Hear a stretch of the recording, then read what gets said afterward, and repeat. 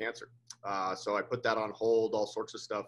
And by the time he had recouped and came back full force, it'd been over 2 years and all sorts of stuff, and deferred med school too many times. And I would have had to retake the MCAT, and I was just not going to do that. And I ended up moving back out here to Colorado because I'm a Colorado native, and started a microbiology lab. I was actually brought on to start up and run an entire microbiology lab.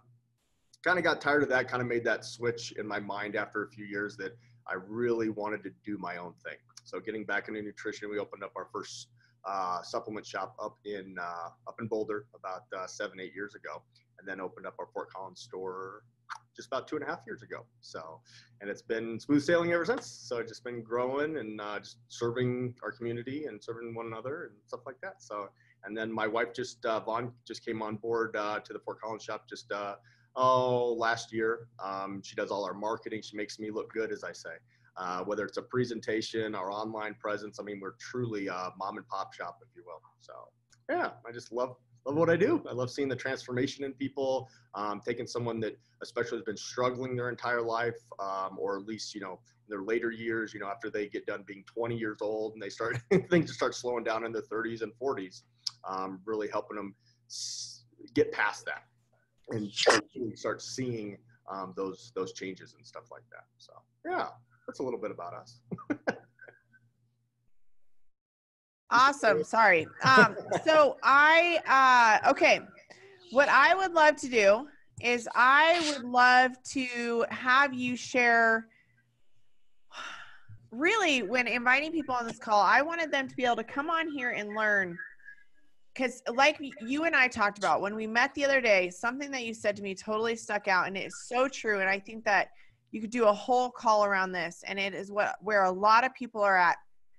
A lot of people are at, and Yeah. it's they are working out, Right. they're trying to reach their goals, but they just feel like they're swimming in place, Yeah. and how do you overcome that, and what do you need to do with your nutrition? Because really the missing piece is not your workouts, it's your nutrition. Yeah, no, you hit it right on the head. So many will join a gym or they start working out because that's something that they can do right away, right? It doesn't take, it takes effort, don't get me wrong, but like you join a group fitness gym, you get a trainer, all sorts of amazing things. You get to go do that for an hour and you shut your mind off. Someone else tells you kind of what to do. So it's an hour, you work out, you're done. With nutrition, it tends to be the other 23 hours, to where you're thinking about, what you should be eating. So when someone kind of comes off maybe like a New Year's resolution or something like that, like maybe they haven't been working out, so they go, okay, it's the new year, new me, and I'm going to start working out. That just is natural. So they'll start working out, and so much of what drives people in to see me is they are doing the workout, they're doing everything that they should, but they're missing that nutrition piece. So naturally they'll eat a little bit more because they're just expended 500-600 calories working out, something along those lines, and they naturally become a little bit hungrier. So they, in their minds, are thinking, hey, I'm working out, why am I not seeing the results? But naturally the human body will tend to try to make up that deficit that they created, whether it's little bites here, bigger dinner, all sorts of stuff, to where they kind of wash those calories that they burned in an exercise. So they're just kind of hanging tight without seeing those results if they're not putting all that, just as much effort, if not more, into their nutrition. So yeah, isn't that so interesting how a lot of people, I bet you hear this a lot, I hear this a lot. Oh man, Rach, but I'm eating so healthy. I'm eating so healthy, and I just don't understand why. Like truly, I eat healthy most of the time. I don't get it. Most do. Yeah. Because eating healthily has nothing to do with your composition. We want it to, right? But it does not. You can have, like if you list off some foods that very few, if any, would ever balk at, say, oh, that's an unhealthy food, avocado, olive oil, stuff like that, quinoa, couscous, boiled chicken, just the things that we naturally inherently think that we've got to eat in order to be healthy. Well, those are they still have calories to them, especially our fats, our liquid fats, our olive oils that have been, said that is a healthy fat, which it is, but it still has the same calories per gram as lard or, something, unhealthy, as we'd say, something that's higher in saturated fats or something like that. So it's really has very little to do if we're having, 2 avocados for lunch, and then we're still eating too much. Health is part of it, but it still doesn't speak to the calories. So you can eat very healthily and eat 3,000 calories, 5,000 calories a day, but still think that you're eating healthy. And then there's also the part of, kind of like 60% of the time, 40% of the time I'm eating those, lower calorie foods or whatever, but then they tend to forget about going out to, TGIFs or, Applebee's or something like that on the weekends. And that brings up another thing, it's really our weekends. You can be really good all week, and then you start adding in the alcohol, the beer, the wine, all sorts of other things, and then you really wash that deficit, that caloric deficit that you created all week, with a rough weekend. So right, yeah, you're doing great all week, and then it's just like a reset weekend, and getting in that cycle. Yeah, it happens quick. It can happen quick because, we have those high calorie foods, like, and I'm not saying that people should eat them, like ice cream. We enjoy ice cream, stuff like that. More of your processed, cracker, cookie stuff. They can hold a lot of calories, even if you look at a salad. Everyone says, oh, I'm eating a salad, it's great. Well, you can find salads out there, especially at restaurants, that are 15 to 2,000 calories because they're adding tablespoons upon tablespoons of oil. Right. Oil, right. Whether it's healthy or not, still has the same amount of calories per gram. Right. Yeah. So another one that I often hear is, well, how am I supposed to lose weight on eating this much food? Because so many people have been put in that mindset that you need to eat 1,000 calories or less. You need to be in pain. Right. Right. Why is this not painful? Yeah, it should right? be painful. If it's going to work, it's got to be painful, right? No, It doesn't have to be. Right. And so how do you talk people, how do you talk to them about that? I think the biggest thing to understand is so you can have, just trying to think of a lunch or something I just gave, someone.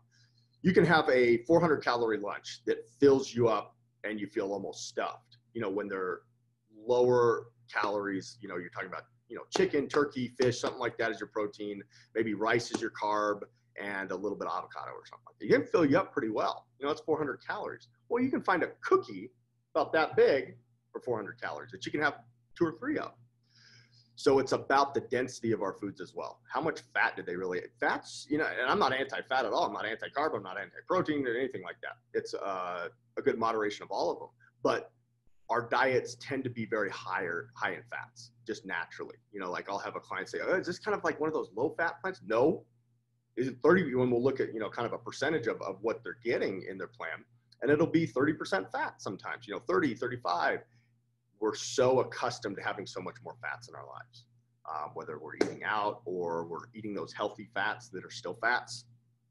Those calories can really jump up, and you can be eating too many calories, and then you come down to maybe a lower calorie level, but you're eating more food. That kind of makes sense, to where you're now taking in those foods that are denser in micronutrients, but lower in macronutrients, to where those cookies, the McDonald's hamburger, whatever it is, are micronutriently low, but they're heavy in the macronutrients, specifically fats and sugars, stuff like that. Those are things that really drive those calories higher in a very compact space or food. Right. Yeah. So changing the way that people look at the food that they're eating. Yeah. Right. And I love the way that you explain that. So let's kind of start with people who are work our way up. So people who are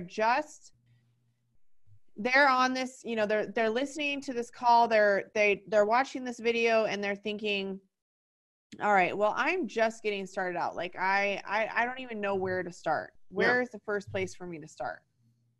With regarding nutrition? Yep. Okay. So that's a great question. Just a presentation on this earlier. If someone, whether they're starting off or they're struggling, they need to take a step back before just going gung-ho. Figure out what your calories should be. That is always going to be number one. There's no miracle pill, no special shake, no superfood that gets around, or specific way of eating that gets around calorie balance or what's gone into your body versus what's gone out of your body.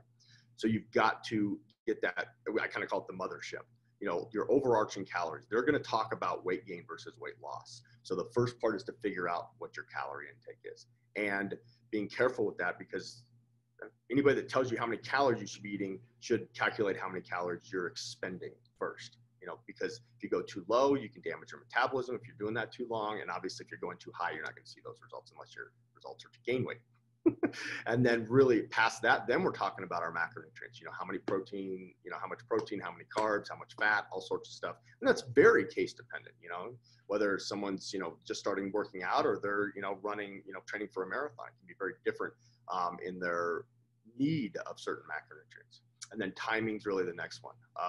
Determining when are we eating these calories, these macronutrients, how are we breaking them out in our day? Are we putting certain ones around our workouts, all sorts of stuff? And I know I'm getting very specific there, but that's kind of the overarching picture. If someone's not seeing results, if they're just getting going and they really want to save themselves some time, figure those three things out. Find someone that knows what they're doing to help you out with that.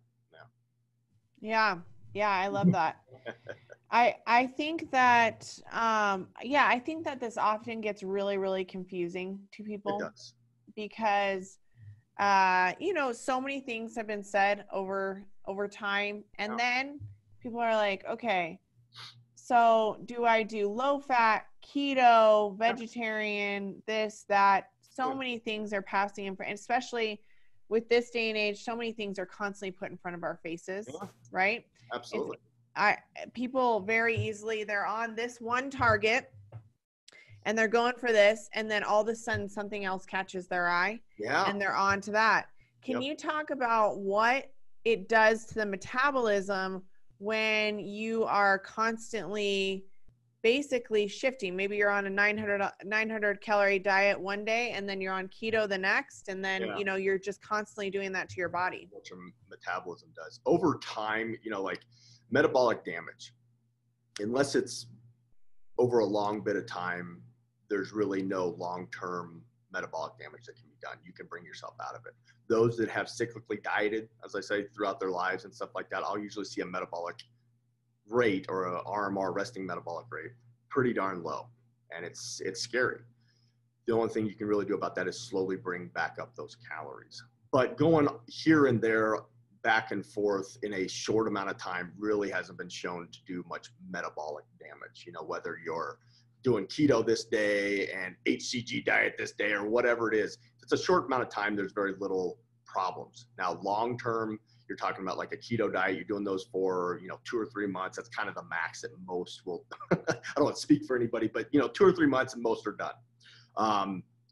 That you're teaching your body to be very carb intolerant. Just like back in the 90s when everything was low fat, and we were literally teaching our bodies to be fat intolerant. So whenever you're removing a macronutrient like that and then you replace it or you put it back in later, you got to do it slowly. Same thing goes with if someone's intermittent fasting and they're like, oh, I can't do this anymore. Like I'm tired of not having breakfast when family comes into town or whatever it might be. Slowly add back that little, like a little breakfast, make it a little bit bigger and stuff like that, so that you're getting back to that kind of homeostasis of your body that's trying to figure out what you're doing to it. So, but in the long term, doing something short like that here and there isn't been shown to really cause any problems long term. But it's those that have crash dieted that I see the most of, you know, throughout their lives, and they're just lost because they eat 1,200 calories, 1,500 calories, which almost everybody should be able to do and not gain weight, will be their new maintenance. You know, any plan, any diet that you run for a long time will end up being your maintenance. Your metabolic rate, your resting metabolic rate will downshift. It's kind of a way that the body preserves itself. It learns and adapts. You know, it's like if you got in your car and it was on E and the next gas station was 20 miles away. You can get there. You know, you usually have 30 miles when you hit E. You're not going to floor it to the gas station. You're going to coast. Maybe you push it a little bit. So that's a great way to kind of think about our metabolism as well is that it will slow down if we're not feeding it correctly. And we're putting it in a really big deficit. It's going to want to slow down. So if that happens, we can't just throw more food on top of it right away. It's almost like another analogy is always the campfire. If you had a little dwindling campfire and you're like, all right, it's time to cook dinner, you know, we're out having fun. You wouldn't just grab the forest and throw on top of it. You'd slowly bring it back up. And that's really how our metabolism should be treated as well when we're shifting our intake like that. So, yeah. Yeah. So yeah, and people knowing that it takes time is so important, because I think we all want instant, you know, results. I always say I'm like the worst. I'm like, I'm eating perfect for a week. I want to see huge results, right? Yeah. When that's truly not the way the body works, especially when we have done those things for so long, and being patient with ourselves and realizing that it takes a little while. And you know, and how long do you tell people, you know, you're really going to have to stick with this for this amount of weeks for you to be able to, you know, at least get things rolling? Yeah, I think you nailed it really well. The patience is huge. And it's been said forever, you know, if you put on the weight, you didn't put it on overnight. So it's going to be really hard to take it off overnight. And it's true. We've got to understand fat. That's what we're all trying to get rid of, you know, for it's a calorie. It's energy in the body, right? So we hold on to it like for later use. In order to get it out, you have to burn it out as energy. It cannot just disappear because you ate a certain this or didn't eat here or whatever. You've got to use that between what's gone out of your body versus what's gone into your body. So that caloric deficit, you've got to have that in order for your body to look in and go, hey, I've got to make up this difference. I'm going to make it up using my fat mass.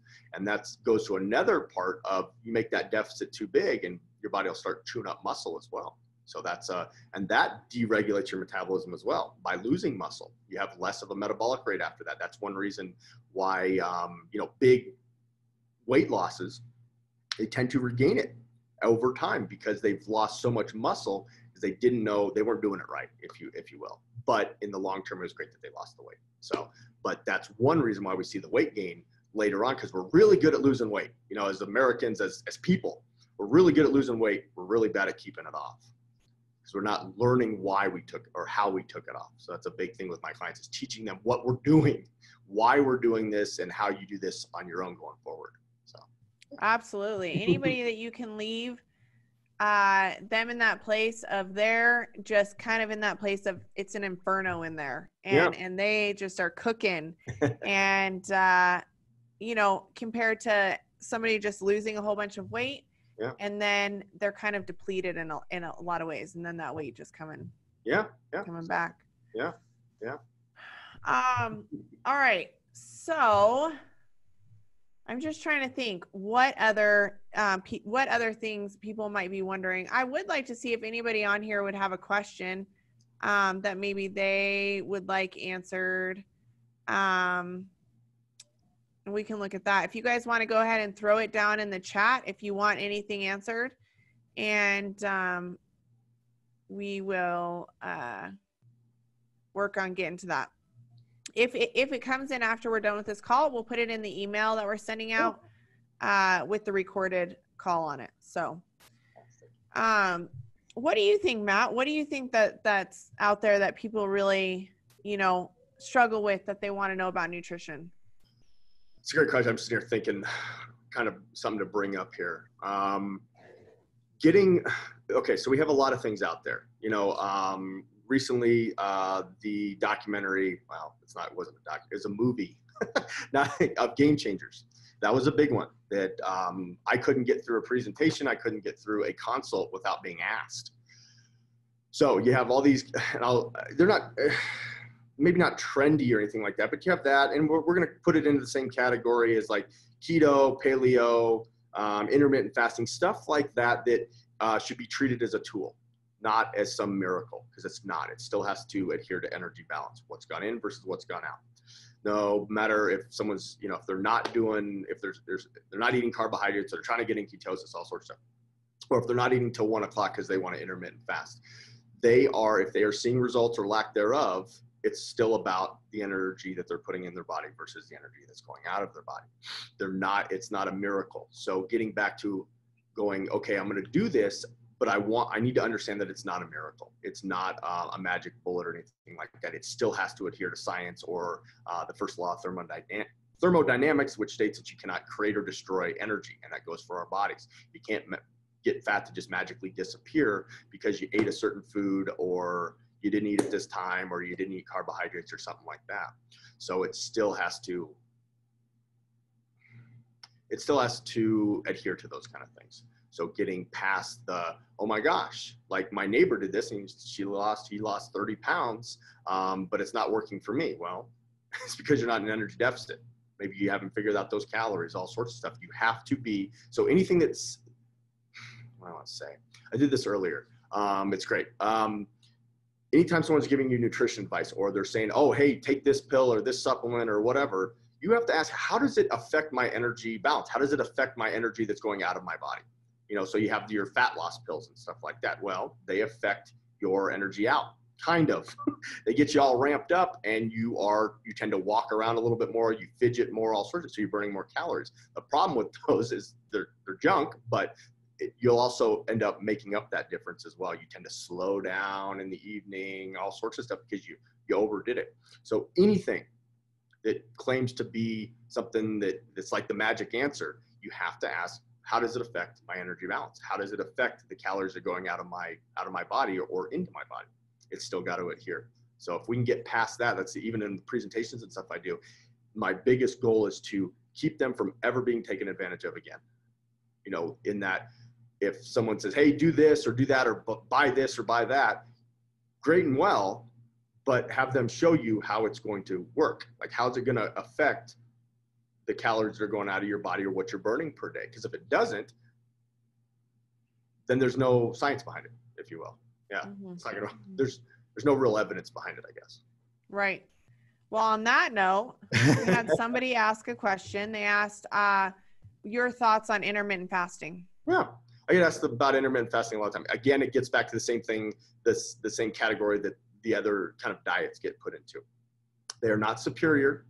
If they fit your lifestyle, then great. And intermittent fasting can fit a lot of busy people's lifestyle. They get going in the morning, they're stressed, they have coffee, which is usually an appetite suppressant, the caffeine, or energy drinks or something like that. They're like, I'm just not hungry, I just don't want to eat. Fine and well, you want to push off your first meal till 1 or 12 or 1, that's fine. There's other thoughts behind that come up, but if you can keep your calories where they should be to lose weight in that feeding time, then you're fine. You're fine. Now, when I was actually interviewed by 5280 magazine 2 years ago about intermittent fasting, before it ever hit kind of the mainstream to where everybody knows about it, I have a problem with it I do see a lot of young gals with eating disorders throughout the years. I have a problem with it there, because if our sons and daughters are watching us and going, Mommy, Daddy, why aren't you eating breakfast? And you say, well, because I'm dieting. That, I believe, sets up a real, I don't like that, I should say. We're teaching our kids to basically starve, not eat, fast, after we've already fasted all night long, and then eat this really big meal usually because we're overtly hungry. So I have some moral problems with it a little bit. But in the end, it still can't be looked at something that's superior. If you use it to be able to adhere to your energy deficit, and you don't overdo it when you start eating at 1 o'clock, or you don't have this massive dinner, then it's a tool. It's a tool, but it still adheres to that energy balance. So if someone thinks that intermittent fasting is the only way that they're going to lose weight, but they are really hungry in the morning and they're just miserable, then really what's the benefit? Because the research has been shown that if you equate calories for, equated to like something that someone like I would do, just kind of a well-rounded nutrition plan, putting you in that deficit, and say that deficit's 500 calories or something like that. You do the same thing with the intermittent fasters, put them in the same deficit, they'll lose the same amount of weight. So it's not superior there. And it can't be, because it still has to adhere to energy in, energy out. those that intermittent fast tend to lose a little bit more muscle out of that weight loss. And that just kind of makes sense. You have a thing called muscle protein synthesis, which is basically recovery and growth of muscle. You need protein to do that. So not eating till 1 o'clock usually will mean that you got less protein. You didn't start that muscle protein synthesis in the morning. When you wake, you're putting it off till 1 o'clock. So, but you always have cases. Just right there, you said everything. Did I get you? Yeah, I'm like, why would you want that? Why would you want that? I don't know. I don't know. I tried it because I've been asked about it so many times, and in that interview, all sorts of, and I couldn't. I mean, I had to drink so much caffeine to keep till 1 o'clock not to eat. It was just a mess. And then I'd go and I'd be like, I'm so hungry that I'm going to eat. I don't care. Like our brains, when we're in a very depleted state, our glycogen storage is low, all sorts of stuff, which is carbohydrate in your muscle. You tend to start getting really, you can get low, your energy can be low, your blood sugar can be low, all sorts of stuff. And then we tend to turn off our brains and go, hey, I don't care what I eat. I'm just hungry. Like swing in there, do that. I don't care what it costs. $100? Yeah, give me that hamburger for $100. I am hungry. That's what most ends up happening. The thought behind it is that it suppresses your ghrelin, which is your hunger hormone. I didn't find that. I've seen a lot of people that don't find that, but I have seen that some that do, that it kind of creates what we call, like an appetite suppressant a little bit. So yeah, it's not superior, but it's not the worst thing in the whole world if you want to try it. But have an out, whether that's keto, paleo, or intermittent fasting. Think about the long game. Like most likely you're not going to intermittent fast the rest of your life. You're not going to not eat carbs the rest of your life. You're never going to have a glass of wine again or a cookie or something like that. So have an out whenever you're doing one of these quicker diets, I call it. Yeah. That was also a perfect lead into the next question that was asked. It was asked, what do you think about a reset cheat meal, like one day a week? Oh, I think they're great. In fact, there's just new research that just came out today about it. It's actually a great thing. So when you're so what I mentioned earlier, whenever you're in that caloric deficit between what's gone out versus what's come in, that deficit right there, that metabolic rate will start to come down if you're doing it too long. So doing a little refeed meal, or I guess you can call it a cheat meal. I kind of call it a refeed meal, but because I don't like the thought behind cheat meal, like we're depriving ourselves all sorts of, and we need this cheat. We gotta have it. Because then if you put it in that context, you tend to want to keep cheating. So anyway, I think they're great things. They're great things. They'll push that metabolism back up, all sorts of stuff. Yeah, as long as after that refeed meal, you're done with it. It's like Thanksgiving dinner. Thanksgiving dinner is Thanksgiving dinner, as long as it doesn't become Thanksgiving month and all sorts of stuff. It's one meal, and it can be used really well. In fact, in those cheat meals, I'll usually recommend it's kind of a higher protein and carb, because if you've been in a caloric deficit and you're working out all sorts of, if you have those glycogen tanks, that is that carbohydrate in your muscles. So most likely it's relatively low. You take in more carbohydrates as part of your cheat meal. You're not going to be storing it as fat. You're going to be storing as glycogen or sugar water in your muscles. So you have this facility for all those carbs to go. Like maybe you'll really like pasta or something like that. Well, great. If your glycogen storage are low, it's going to get shuttled right back there before it ever turns into fat. Yeah. Yeah. For the most part. All right. Next question. How do you approach nutrition plans with people who have a history of eating disorders? Ooh, that's a good one. I have quite a few right now. It's so different case by case that's really tough. One, we don't want to do any harm. We have to be very cognizant of the mentality behind that eating disorder, whether it was up or down in their caloric, consumptions, whether it was overeating or, drastically undereating. If it's someone that's been really undereating throughout their life, one of the coolest things, and how I've dealt with eating disorders for a long, long time, is actually using percent body fat, or, using our in-bodies and, stuff like that, showing that, hey, you started eating a little bit more and you built some muscle and you lost some fat. And then they're like, whoa, I ate more and I lost fat.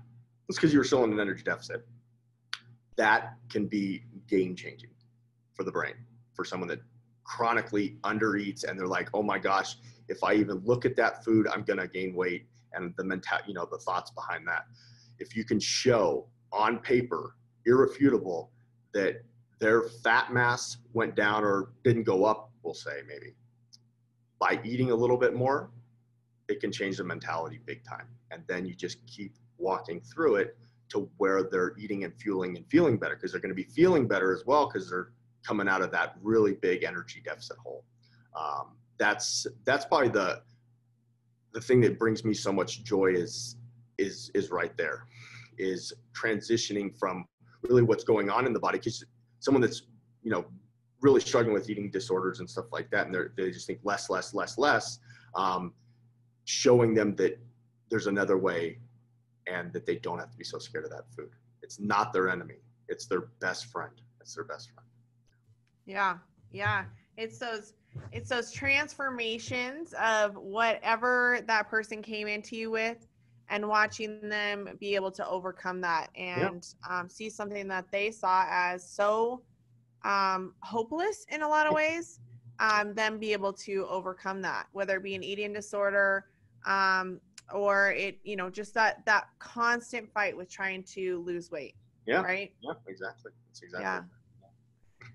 Well, great. Anything that you'd like to say before we end this call?